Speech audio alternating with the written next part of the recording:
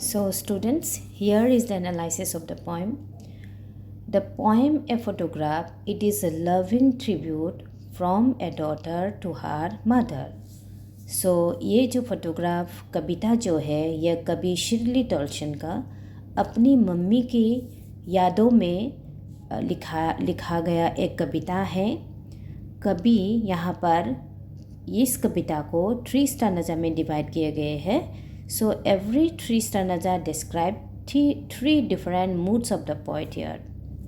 In the first stanza, the poet's lament over her mother past life. In second stanza, the poet entered into the past life of her mother, and here she, after observing the photograph, she looked at the photograph and she talked to herself, and she tried to re-enter through the characters in the second stanza. And in the third stanza, the poet was completely aware about the present situation, though her demand to get back her mother is extreme, but in reality her circumstances is totally different. That realization has ultimately came over to the poet's mind at the end of the poem here. So पहला स्टानजा में कवि ने क्या बोला कि The cardboard shows me how it was when the two girl cousins went paddling. Cardboard here means a thick hard piece of paper. Cardboard जो होते हैं ये फ़ोटो को हमेशा क्या करते हैं, ये फ़ोटो का लाइफ स्पान बढ़ाते हैं. कार्डबोर्ड में फ़ोटोग्राफ को पेस्ट करके फ़ोटो फ्रेम बनाने में कार्डबोर्ड का उपयोग किया जाता है. तो उसी कार्डबोर्ड मतलब उसी फ़ोटोग्राफ को कभी निकाल के देखते हैं, अपने पुराना एक फ़ोटोग्राफ निकालते हैं वो अपने मम्मी का, और फ़ोटोग्राफ को देख के वो अपनी मम्मी के पास लाइफ में चले जाते हैं और वो अपनी मम्मी को याद करते हैं और फिर से वो अपनी मम्मी को अपनी लाइफ में यहाँ पे पाना चाहते हैं. So the cardboard shows me how it was when the two girl cousins went paddling. In the poem, in the photograph, there are 3 girls. एक है कवि के मम्मी और 2 है उनके cousin sister.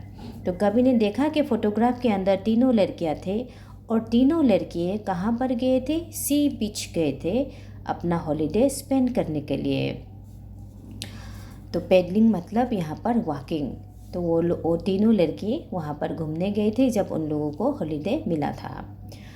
Each one holding one of my mother's hand, and she the big girl some 12 years or so.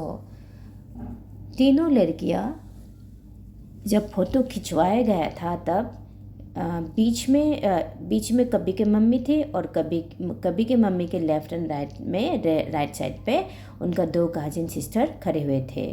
तो दोनों लड़कियां कवि की मम्मी का हाथ पकड़े हुए थे जब यह फ़ोटोग्राफ क्लिक किया गया. तो फोटोग्राफ किसने क्लिक किया? All 3 stood and she the big girl some 12 years or so.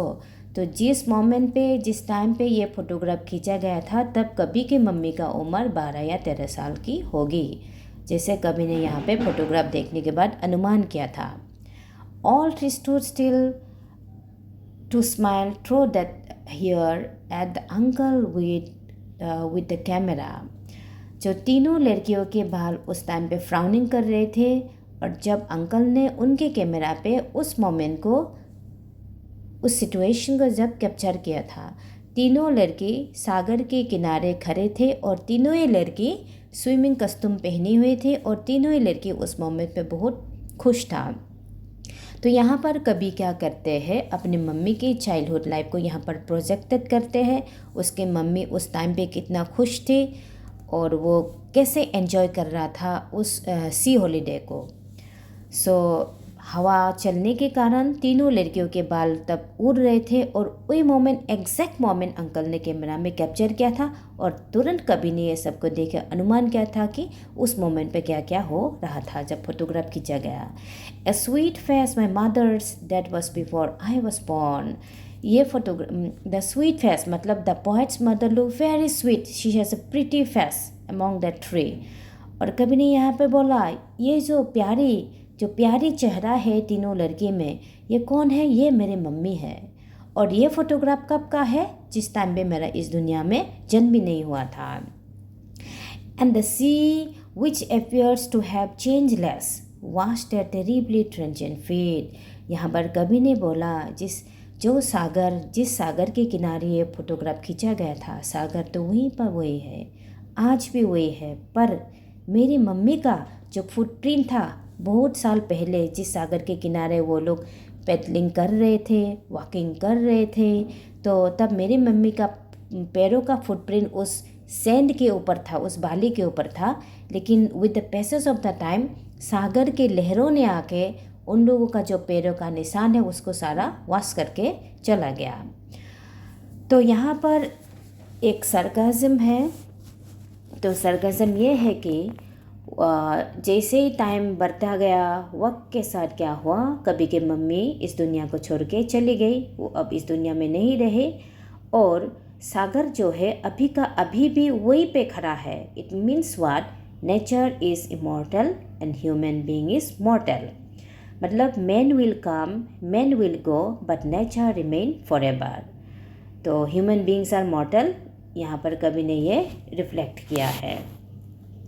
So anyway, in the first stanza, in the very beginning, the poet describes about her mood, how she went back to her mother life, and how she was lament over that particular moment and situation of her mother childhood. In second stanza, कवि ने यहाँ पर क्या बोला है?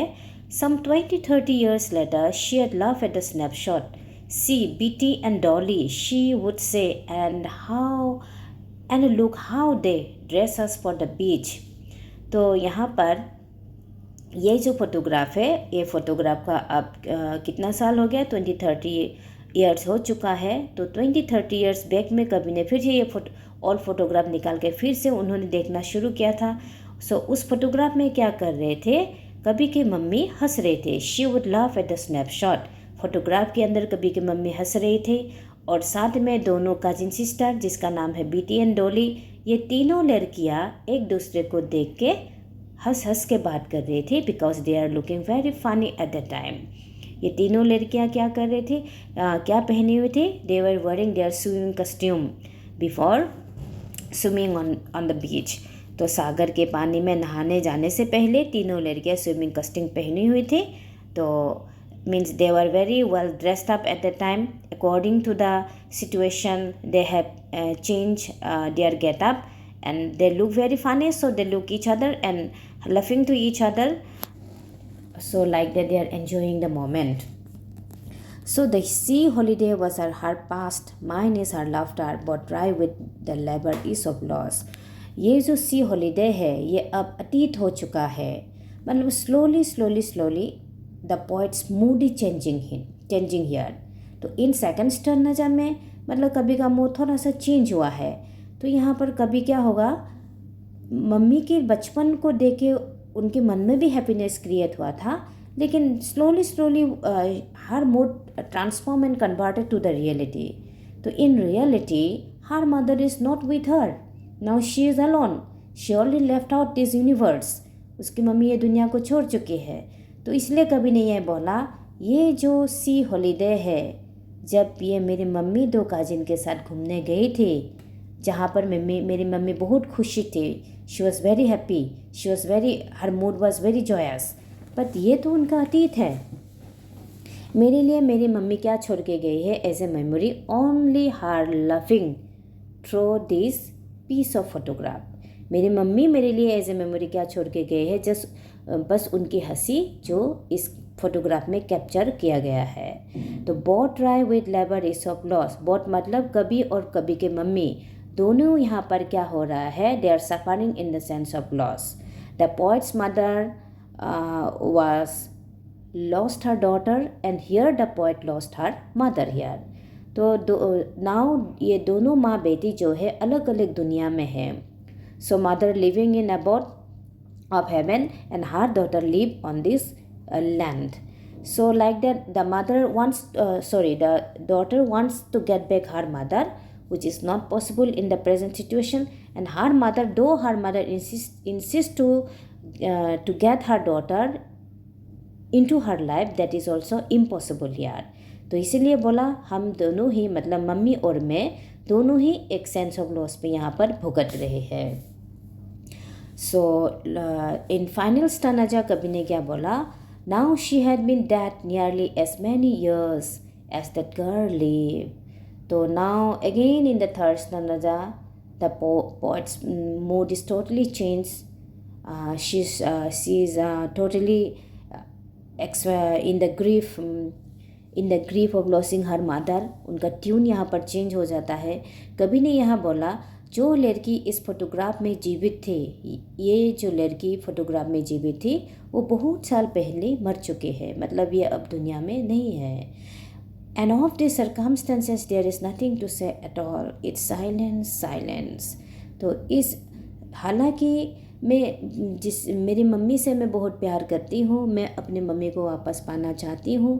मेरी mummy की ये और फोटोग्राफ ने मुझे कुछ टाइम के लिए खुशी महसूस कराए. मैं अपनी मम्मी के बचपन में चली गई थी. मेरी मम्मी कितना खुश थी जब इस दुनिया में थी. लेकिन जब मैं रियलिटी में कन्वर्ट हुई, जब मुझे एहसास हुआ कि मेरी ये जो लड़की थी जो खुशी से मतलब झूम रहे थे, वो तो अब इस दुनिया में नहीं रहा और मुझे तो अकेले दुनिया में छोड़ के चले गए हैं. तो in this situation the poet has nothing to express and she has not a single word to express her grief here. So इसलिए बोला यहाँ पे she has nothing to say, she has nothing to express, even she has not appropriate word to describe her situation, to describe her feeling here. So silence mean everywhere silence is prevail in the poet's life. So students, line wise lines explanation is over. I hope this will help you to understand the poem. So today I'm stopping here.